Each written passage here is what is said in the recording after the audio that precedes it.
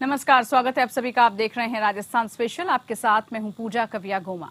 कांग्रेस नेता सचिन पायलट जयपुर में बीजेपी पर जोरदार निशाना साधते दिखे। उन्होंने पूछा कि बीजेपी जब सरकार में थी तब उन्होंने क्या क्या पद दिए, क्या क्या पोस्ट दिए, उसका डिटेल बताना चाहिए। सचिन पायलट ने कहा कि क्या क्या संसाधन आपने दिए हैं। एक प्रावधान है कानून के अंदर, उसके तहत ही सारी कार्रवाई हो रही है। वहीं उन्होंने कहा कि मुझे नहीं लगता कि सरकार ने किसी नियम का उल्लंघन किया है। जो प्रावधान है उसके अंदर सारी कार्रवाई हो रही है। पिछले 7-8 सालों से जो राजस्थान का हिस्सा है वो धनराशि नहीं मिल पा रही है, ना ही केंद्र सरकार से सहयोग या समर्थन मिल पाता है। उन्होंने कहा कि आज महंगाई पर सरकार पार्लियामेंट में चर्चा नहीं करना चाहती। 20-20 सांसदों को सस्पेंड किया जा रहा है। सचिन पायलट ने भरतपुर मामले पर दुख जताया। उन्होंने कहा कि किसी भी इंसान को इस प्रकार का कदम उठाना पड़ता है तो बहुत पीड़ा मन में होती है। जिस तरह एक साधु ने ऐसा किया उसका उन्हें बहुत दुख है। सरकार का सत्ता में रहे थे, उनसे सवाल पूछना चाहिए कि कितनी नियुक्तियां आपने करी, क्या क्या संसाधन दिए गए, और जो भी प्रावधान है कानून के अंदर उसके तहत ही सारी कार्रवाई हो रही है।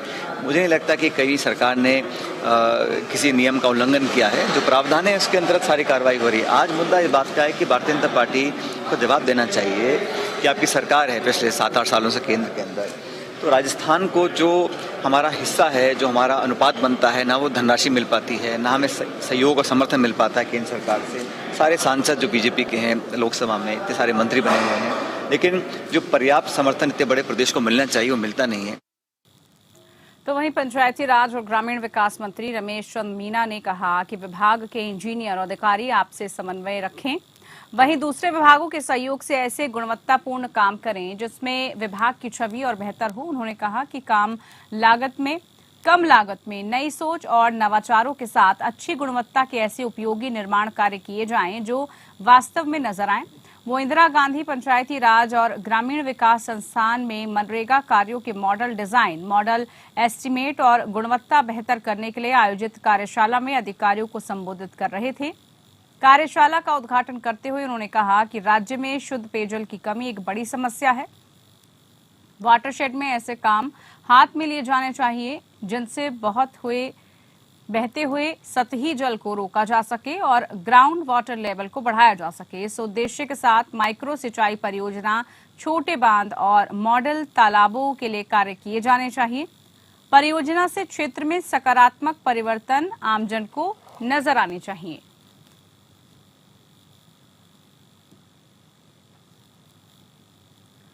वहीं श्री गंगानगर में 73वें जिला स्तरीय वन महोत्सव का आयोजन किया गया, जिसकी अध्यक्षता जिला कलेक्टर रुक्मणी रेयार ने की है। इसका आयोजन बीएसएफ कैंप में किया गया। इसमें श्री गंगानगर विधायक राजकुमार गौड़ मुख्य अतिथि रहे। कार्यक्रम में वन विभाग के अधिकारी, जिला प्रशासन के कई अधिकारी, सीमा सुरक्षा बल के ऑफिसर्स और कई प्रबुद्ध जन इसमें शिरकत करते नजर आए। कार्यक्रम में औषधीय पौधों के बारे में चर्चा हुई। इसमें पेड़ पौधे और पर्यावरण को लेकर जागरूक किया गया। वहीं पर्यावरण संरक्षण के महत्व को भी उजागर किया गया। वन महोत्सव में पौधारोपण भी किया गया। जिला कलेक्टर रुक्मणी रेयार, श्री गंगानगर विधायक और रामसिंह नगर के पूर्व विधायक ने भी पौधारोपण किया। इसमें रायसिंह नगर से पूर्व विधायक सोना देवी बावरी ने शिरकत की। साथ ही पेड़ पौधों और पर्यावरण को लेकर विचार व्यक्त किए। वहीं सोना देवी ने पेड़ लगाओ जीवन बचाओ का भी संदेश दिया।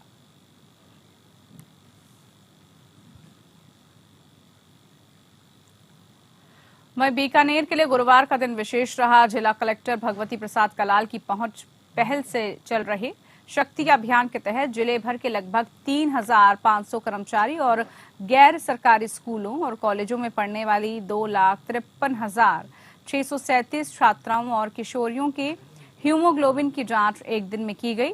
इसके लिए लगभग 1 महीने तक माइक्रो प्लानिंग की गई। जीएनएम, एएनएम, नर्सिंग विश्वविद्यालयों और विद्यार्थियों को पीबीएम अस्पताल के क्रमिकों समेत लगभग 4,300 लोगों ने इस कार्य को अंजाम दिया। इस कार्य के लिए स्कूल और कॉलेज शिक्षा विभाग को जिले में लक्षित आयु वर्ग की बालिकाओं को चिन्हितीकरण करने के निर्देश दिए गए। इनके अनुसार हीमोग्लोबिन जांच की किटों की उपलब्धता सुनिश्चित की गई। प्रत्येक उपखंड स्तर पर उपखंड अधिकारी को समस्त व्यवस्थाओं का प्रभारी बनाया गया। सभी क्रमिकों को उनके आवंटित स्थानों तक मोबिलाइज किया गया। मुख्य चिकित्सा और स्वास्थ्य अधिकारी डॉक्टर बीएल मीणा ने बताया कि 10 ग्राम से कम हीमोग्लोबिन वाली छात्राओं पर नजर रखी जाएगी, जिससे इनमें खून की कमी दूर करते हुए एनीमिया मुक्त बीकानेर की परिकल्पना को साकार किया जा सके। शक्ति अभियान है, उसके जो प्रमुख घटक हैं, सबसे पहले उसमें है जो जन्म पर लिंगानुपात है उसकी स्थिति को सुधारा जाए। इसके लिए हम विभिन्न एक्टिविटीज़ के माध्यम से प्रयास कर रहे हैं। साथ में जो उसका दूसरा घटक है वो ये है, पोषण के स्तर को सुधारा जाए महिलाओं के और बेटियों के, और एनीमिया का जो प्रिवेलेंस है उसको कम किया जाए। तो वहीं कोटा में राजस्थान टेक्निकल यूनिवर्सिटी में एबीवीपी के छात्रों ने जोरदार प्रदर्शन किया। यूनिवर्सिटी में टीचर्स की संख्या बढ़ाने, वाईफाई शुरू करने समेत दूसरी मांगों को लेकर कार्यकर्ता धरने पर बैठ गए। उन्होंने यूनिवर्सिटी प्रशासन के खिलाफ जमकर नारेबाजी की। बाद में कुलपति के नाम ज्ञापन सौंपकर समस्या समाधान की मांग रखी। यूनिवर्सिटी प्रशासन ने छात्रों की मांग को जल्द पूरा करने का आश्वासन दिया। कोटा महानगर संगठन मंत्री सीमा जांगिड़ ने बताया कि यहाँ पढ़ाई के लिए दूर दराज से स्टूडेंट आते हैं, मोटी फीस देते हैं। इसके बावजूद यूनिवर्सिटी में टीचर नहीं है, जिस कारण सिलेबस पूरा करने में देरी हो रही है। यही तकनीकी विश्वविद्यालय है, लेकिन यहाँ वाईफाई की सेवा लंबे समय से बंद है। ऐसे में विद्यार्थी कैसे पढ़ाई करेगा, कैसे आगे बढ़ेगा? इससे सीधा असर विद्यार्थी की पढ़ाई पर पड़ रहा है। उन्होंने कहा कि 3 सूत्रीय मांग को लेकर आज ज्ञापन दिया है। समस्या समाधान के लिए यूनिवर्सिटी प्रशासन को 3 दिन का समय दिया गया है। कई बार हम दे चुके हैं यहाँ पर एप्लीकेशन, पर हमारी कभी सुनवाई नहीं हो पाई है। और हम लोग जब टाइम पे फीस देते हैं तो हमारा अधिकार बनता है कि हम टाइम पे ही सब हमारे को शिक्षक की डिमांड पूरी करें। ये हम नहीं सोचे कि कहाँ से शिक्षक लाया जा रहा है, कहाँ से नहीं लाया जा रहा है। कॉलेज को ये सबसे बड़ा मुद्दा तो शिक्षक का है। लगभग CSIT मेन है और लगभग सभी डिपार्टमेंटों में ये एक न एक दो शिक्षकों की डिमांड की आवश्यकता है कि परीक्षाएँ टाइम पे नहीं हो रही है, बच्चों की परीक्षाएं लेट होती जा रही है, तो उसको भी सुचारू रूप से समय पे कराने की कोशिश करें, यही हमारा मुद्दा है। तो वहीं अलवर जिले के नीमराणा के फतेहपुरा गांव में दर्दनाक हादसा हो गया।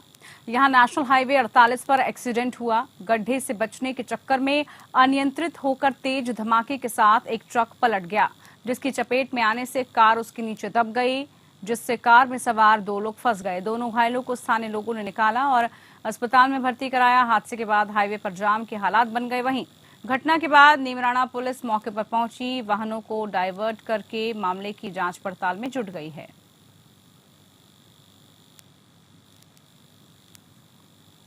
खबर नागौर से है, जहां पर मेड़ता शहर के निकटवर्ती ललिया गांव में पानी की निकासी को लेकर 2 पक्ष आमने सामने हो गए। इसके साथ ही दोनों पक्षों में जमकर लाठी चली। दोनों पक्षों में आपसी झगड़ा इतना बढ़ गया कि एक 73 साल के बुजुर्ग नारायण राम की मौत हो गई, जबकि दोनों पक्षों से करीब 12 लोग घायल बताए गए। घायलों को मेड़ता के सामुदायिक स्वास्थ्य केंद्र में उपचार के लिए लाया गया। इसके साथ ही प्राथमिक उपचार के बाद गंभीर रूप से घायल 4 लोगों को अजमेर रेफर किया गया। अस्पताल में घायल दूसरे पक्ष के तेजाराम बाता ने बताया कि इस संघर्ष में उनका बेटा जितेंद्र बाता भी घायल हुआ। मेड़ता शहर के थानाधिकारी राजवीर सिंह ने बताया कि इस पूरे मामले में रिपोर्ट के आधार पर आवश्यक कार्रवाई की जाएगी। गांव लीलिया के अंदर पानी की निकासी के विवाद को लेकर 2 पक्षों में लाठीबाटा जंग हुई, जिसमें एक पक्ष की तरफ से 5 आदमी इंजर्ड हैं, दूसरे पक्ष से 4 आदमी इंजर्ड हैं और एक व्यक्ति की मौके पे मृत्यु हुई है। मृतक की डेड बॉडी को मोर्चरी में रखवाया गया है। परिवारजन जैसी रिपोर्ट देंगे वैसी कार्रवाई की जाएगी। मौके पर शांति है। तो इधर राजस्थान के नागौर में निम्बी जोधा में एक व्यक्ति की तालाब में डूबने से मौत हो गई, जिसके बाद पूरे मामले की जानकारी लोगों ने पुलिस को दी। मौत की सूचना होते ही परिजनों में कोहराम मच गया। फिलहाल सूचना पर पहुंची पुलिस ने शव को कब्जे में लेकर पूरे मामले की जांच शुरू कर दी है। चलिए वक्त है ब्रेक का, जल्द हाजिर होंगे।